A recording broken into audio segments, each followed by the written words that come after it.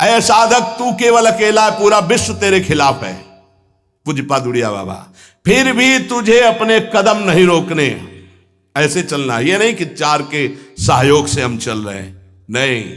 सिंहवती अकेले मार्ग है, हजारों के बीच में तो भी अकेले हो, अकेले हैं तो अकेले हैं ही। चल चला चल राह में अनुभूतियों का ले सहारा, कौन तेरा साथ देगा, व्यर्थ में किसको पुकारा। यहां जिसको साथी बनाओगे तुम्हारे चिंतन को चुराएगा, तुम्हें परास्त करेगा, तुम्हें उठाएगा नहीं, उठाएगा तो केवल हरि गुरु। चिंतन में नहीं आना चाहिए हमारे और कोई सहयोगी, एकमात्र हरि गुरु के सिवा कोई सहयोगी नहीं। नाम जापक सावधान, तुम्हारा तिरस्कार होगा। तुम्हें उस तिरस्कार से पराभूत नहीं होना, उदास नहीं होना, निराश नहीं होना। तुम्हें उत्साह संपन्न होकर नाम गाने सदा रुचि, तुम्हारा उत्साह बढ़ना चाहिए। सह गया, बड़ी कृपा हुई। जैसे कोई किसी ने गाली दिया, उपहास किया, तो आप निकल गए तो आपके हृदय में शीतलता आएगी। सह गया, क्रॉस हो गए, एक परीक्षा में पास हुए। राधा राधा राधा, बड़ी कृपा श्री जी की। उसने बहुत अपमान किया, तिरस्कार किया और हमको क्रोधित करने की चेष्टा की, लेकिन हृदय में क्रोध नहीं आया, बचा लिया श्री जी ने। नाम की बड़ी कृपा, बड़ा आनंद आएगा, देख लेना। उस समय उपासक को आराध्य देव की विशेष कृपा समझनी चाहिए, जब तिरस्कार, अपमान, निंदा और झुकना पड़े। झुक गए तो उठ जाओगे, और उठ गए तो टूट जाओगे। ये मार्ग है, समझना। संसारी आदमी क्या देखा, झुका दिया ना, हाँ भैया हम झुक गए। जे ही तुम झुके तो इतने ऊंचे उठा दिए जाओगे कि वो देख नहीं पाएगा, वो ऐसे भी नहीं देख पाएगा, इतने ऊंचे उठ जाओगे। ये मार्ग का रहस्य समझना। जो इस मार्ग में है कि झुक नहीं सकता तो टूटना पड़ेगा, ये माया रौंद देगी तुम्हें। तृणादपि सुनीचेन, झुकना पड़ेगा। झुको, झुकने से ही तुम निकल जाओगे और ऐसी ऊंचाई पर चढ़ जाओगे कि कोई तुम्हें झुका नहीं सकेगा। वो समय आएगा। अतएव इस नाम की महिमा सुनने के बाद यदि नाम में प्रीति नहीं हुई तो पक्का दुर्भाग्य बहुत जोर का है। सदा सर्वत्रास्ते ननु विमलमाद्यम तव पदम, तथापेकम स्तोकम नहीं भवतरो पत्रम अभिनत, क्षणम जिह्वाग्रस्थम तव तु भगवन्नाम निखिलम, समूलम संसारम कृसति कतरत सेव्य मनयो। यद्यपि नाम बहुत पवित्र महामहिम है, निष्कल है, निष्कारण है, ब्रह्म स्वरूप है, तथापि महामहिम करुणामय है, इसलिए घोर पापी की भी जिह्वा नाम को ले सकती है। पर वही नामी सर्वत्र विराजमान है, किसी के भी दुख नहीं मिटा रहा। ध्यान देने का विषय। सर्वदा सर्वत्रास्ते ननु विमलमाद्यम तव पदम, यही परम पद स्वरूप भगवान सबके हृदय में विराजमान, लेकिन सकल जीव जग दीन दुखारी, सबके हृदय अछत विकारी, गोस्वामी जी लिख रहे हैं। लेकिन सकल जीव जग दीन दुखारी, क्यों ऐसा?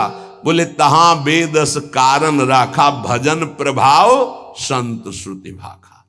भगवान के होने पर दुर्गति नहीं रुकी, लेकिन सदगुरु के हो जाने पर जो नाम दे दिया आप, सदगति नहीं रुक सकती।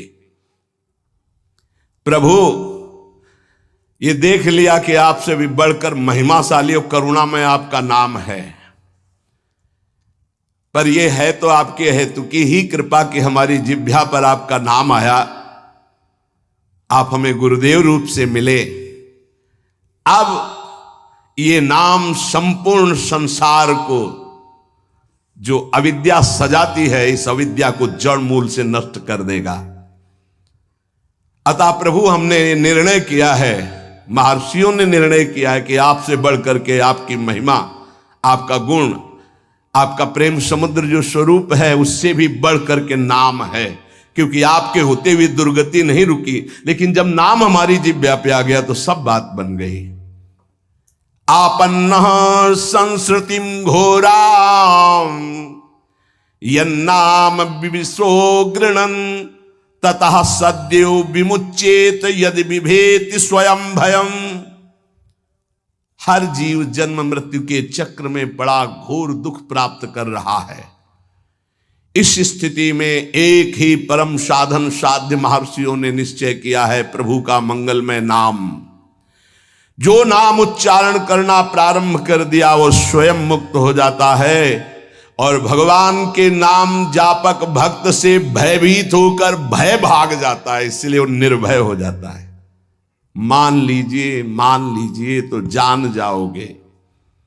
एतन् निर्विद्यमानाना मिच्छताम कुतो भयम योगिनाम नृप निर्णीतम हरिर्नामानुकीर्तनम।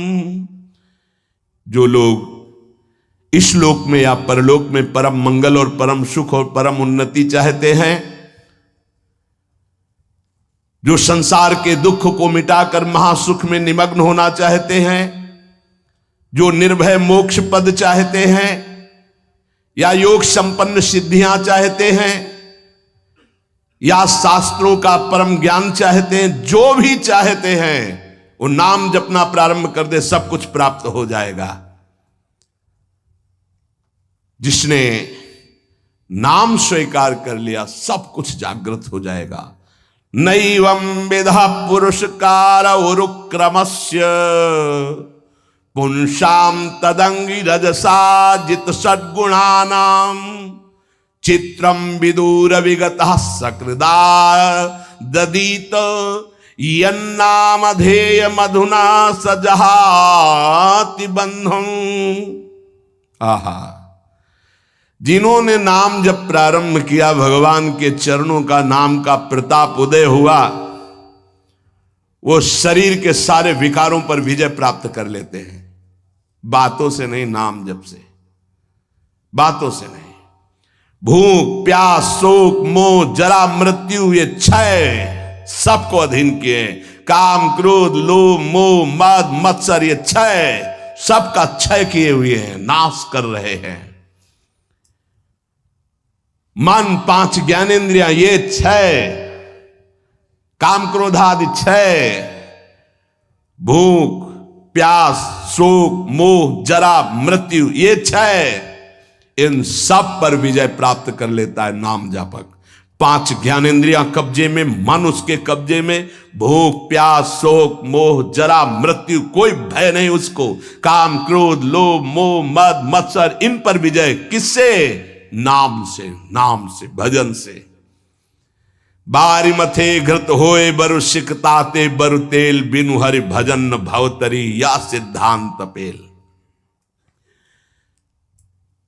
अन्य कोई पुरुषार्थ नहीं, सबसे बड़ा पुरुषार्थ तुम्हारे नाम जिह्वा पर चलने लगे। चाहे संसार से बहिष्कृत एकदम नीच घोर पापी हो, यदि वो प्रभु का नाम जपना प्रारंभ कर दे तो जगत पूज्य हो जाएगा। अहो वत्स पचतो गरियान्य जिह्वाग्रे वर्तते नाम तुभ्यम ते पुस्तपस्ते जुहवो सस्नुरार्या ब्रह्मा नोचुर नाम गृणंति एते। वो चांडाल भी सर्वश्रेष्ठ जगत पूज्य हो जाता है जिसकी जिह्वा के अग्रभाग पर भगवान का नाम विराजमान है। उसने तपस्या कर ली, यज्ञ कर लिया, तीर्थ स्नान कर लिया, सदाचार का पालन कर लिया, सब वेदों के अध्ययन का फल प्राप्त कर लिया, जिसने नाम जपना प्रारंभ कर दिया। इसलिए बड़े बड़े ब्रह्मवादी ऋषियों का, शास्त्रों का, भक्तों का, सबका एक साथ मत है कि निरंतर नाम जप ही सर्वश्रेष्ठ साधन और साध्य है। ये बहुत बड़े महापुरुष हुए हैं, स्वामी श्री कृष्णानंद अवधूत जी, इनकी महिमा पीछे गंगा किनारे सुनने को मिली। बहुत उच्च कोटि के महापुरुष ये कह रहे हैं कि नाम जप करने वाले और कीर्तन करने वाले की सावधानियों का मैं वर्णन करता हूं। यदि सावधान रहे तो ऐसे नाम प्रकाशित होगा जिसकी महिमा आप सुन रहे हैं। जो नाम जप करने वाले हैं, कीर्तन करने वाले हैं, सबसे पहले उनको चाहिए कि अपने कुल, विद्या रूप, जाति और धन आदि के मद का सर्वथा तिलांजलि दे दें।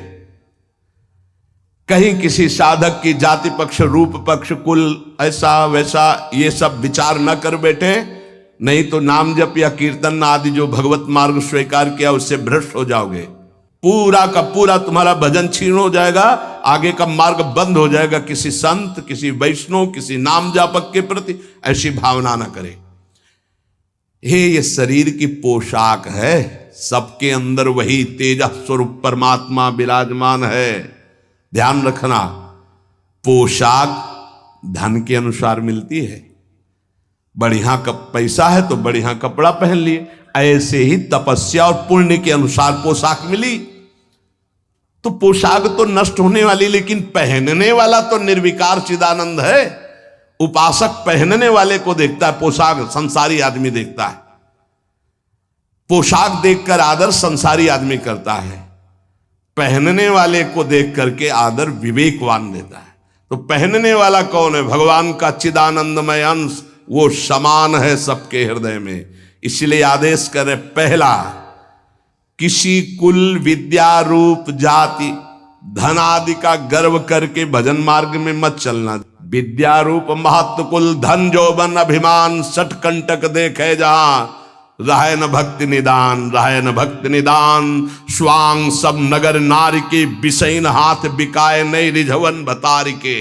भरतार श्री हरि को रिझाने की सामर्थ्य खो चुका उपासक यदि गर्व कर लिया विद्या का, रूप का, महत्व का, कुल का, धन का, यौवन का, सबसे पहले इन 6 मदों का त्याग करे। ये सठ कंटक हैं, भक्ति महारानी हृदय में नहीं जागृत होंगी। तिलांजलि दे दे, भूल कर याद न करे। जब भजन गुरु कृपा से होने लगे तो अपने को बड़ा भजनानंदी समझकर, किसी को तुच्छ समझकर उसका तिरस्कार, हंसी मजाक न कर दे। समझ लीजिए, अगर कहीं अभिमान कर ले तो फिर देवर्षि नारद जी भी जैसे महापुरुष उपहास के पात्र बन गए।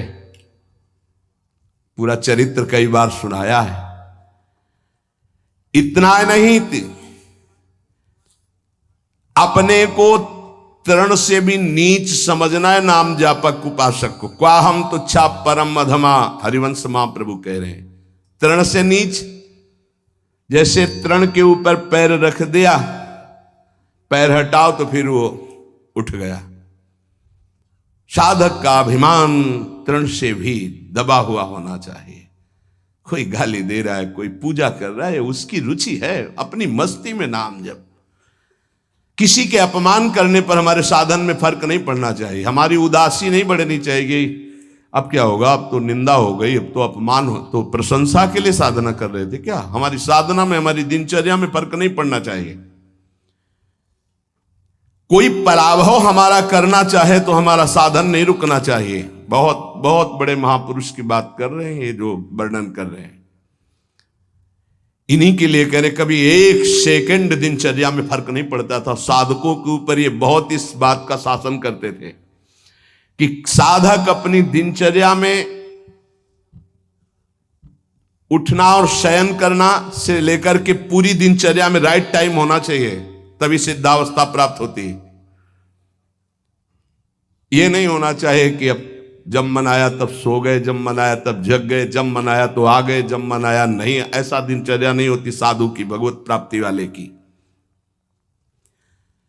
अपना कोई पराभव कर दे तो हमें कभी अपमानित नहीं होना है, दबना नहीं है। पराभव कर रहा है वो, हमें नीचा दिखाना चाहता है, हमारा दबना माना जाएगा यदि हम अपनी दिनचर्या और साधना छोड़कर उदास होकर बैठ गए। अब क्या होगा, 4 लोग निंदा करते हैं, 4 लोग खिलाफ, पूरा विश्व खिलाफ हो जाए। अत्यंत दीन भाव से प्रत्येक प्रभु के विधान में प्रसन्न होते हुए नाम जप करो। नाम जापक को बहुत सहनशील होना पड़ेगा। अभी तो नाम महिमा सुनी, अब कैसे जपा जाता है उसको समझिए।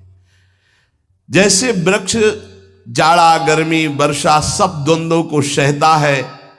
कोई ईंट मारता है तो चाहे एक पत्ता ही दे, वो देगा, वो उसको कष्ट नहीं पहुंचाएगा। छाया, फल, पत्ता, कोई काट दे तो कोयला लकड़ी देगा ही, वो कष्ट नहीं देगा।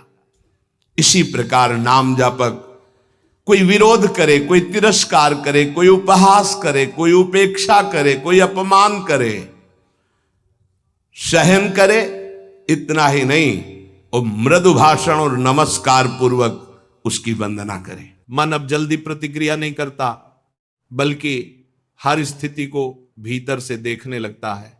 यह देखने की क्षमता ही धीरे धीरे उसे और अधिक शांत बनाती है।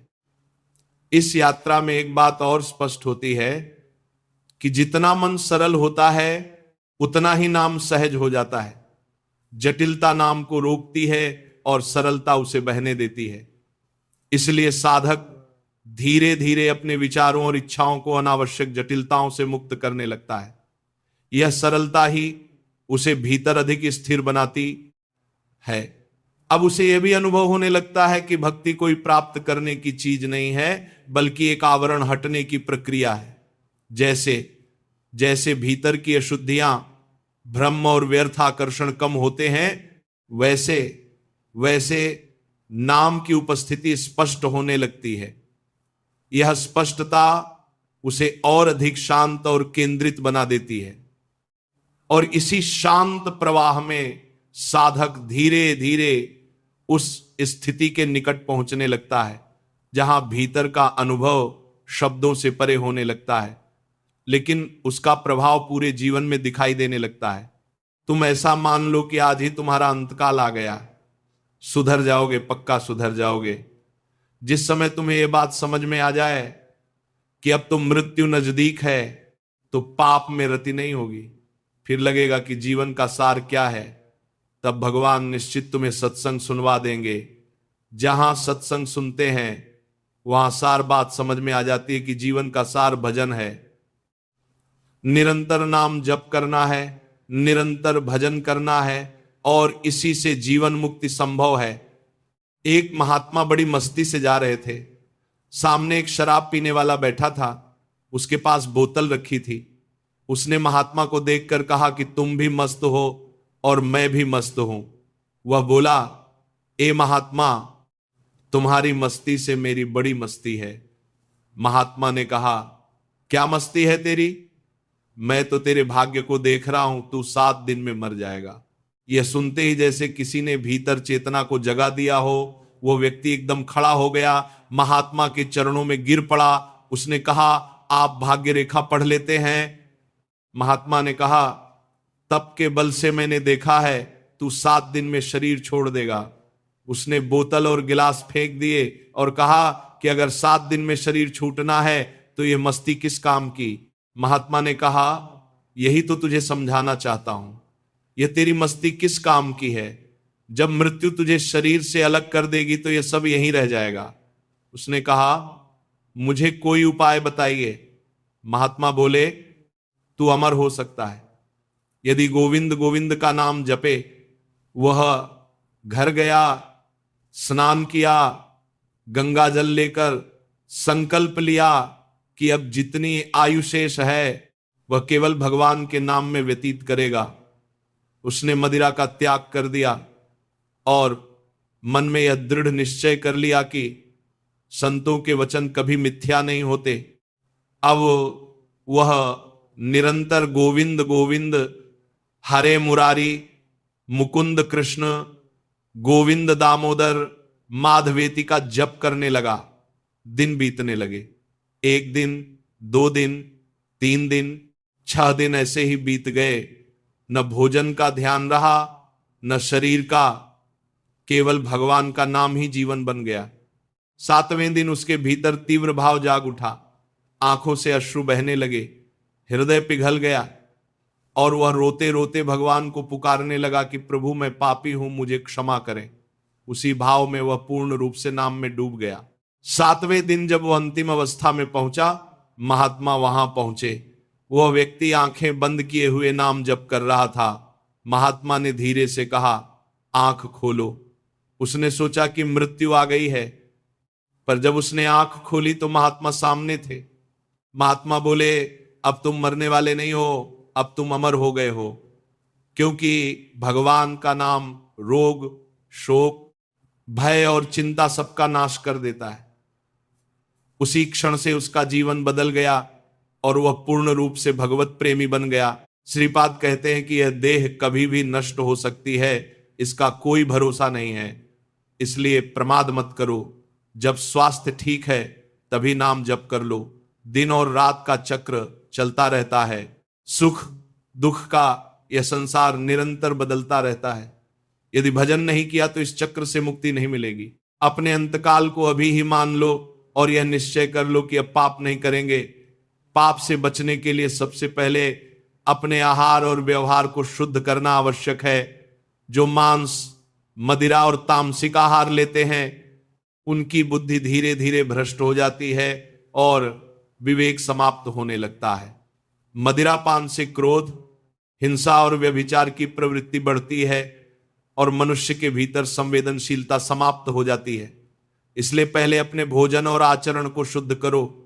जब बुद्धि शुद्ध होती है तभी वह सही मार्ग दिखाती है, अन्यथा कुमति व्यक्ति को पतन की ओर ले जाती है। जहां कुमति होती है वहां दुख, चिंता और अशांति रहती है, और जहां सुमति होती है वहां शांति, दया और करुणा का भाव प्रकट होता है। इसीलिए अपने मन को यह समझा लो कि आज ही अंतिम दिन मानकर भजन में लग जाओ। परीक्षित जी ने जब जाना कि 7 दिन में मृत्यु निश्चित है तो उन्होंने राजपाट छोड़ दिया और भगवान के चिंतन में लीन हो गए। उसी प्रकार हमें भी यह समझना चाहिए कि हर श्वास अंतिम हो सकती है, इसीलिए हर श्वास में नाम होना चाहिए। यदि हर श्वास में नाम चलता रहा तो अंतिम श्वास स्वयं भगवान की प्राप्ति करा देगा। जैसे अजामिल ने अंतिम समय में नारायण नाम पुकारा और उसका कल्याण हो गया, वैसे ही सच्चे भाव से लिया गया नाम भी मुक्ति का कारण बनता है। इसलिए काम, क्रोध, लोभ और मोह से बचो। विषयों में लिप्तता मनुष्य का पतन करती है। धर्मपूर्वक जीवन जीने से वैराग्य उत्पन्न होता है और वैराग्य से भगवान की ओर गति होती है। पतंगे की तरह दीपक में जलकर नष्ट मत हो जाओ। यह शरीर आज नहीं तो कल समाप्त हो ही जाएगा। इसीलिए पाप का मार्ग क्यों अपनाना। नियम, व्रत और संयम का पालन करो, लेकिन सबसे ऊपर भक्ति और प्रेम को समझो। बिना प्रेम के सभी कर्म व्यर्थ हैं।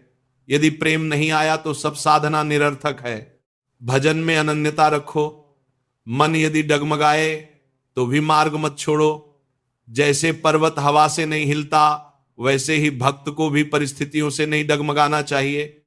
हर स्थिति में केवल नाम जप करते रहो और अपने जीवन को भगवान को समर्पित कर दो।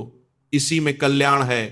मनुष्य के जीवन में सबसे गहरी नींद वह नहीं होती जो रात में सोते समय आती है, बल्कि वह होती है जिसमें वह यह भूल जाता है कि यह शरीर कभी भी समाप्त हो सकता है।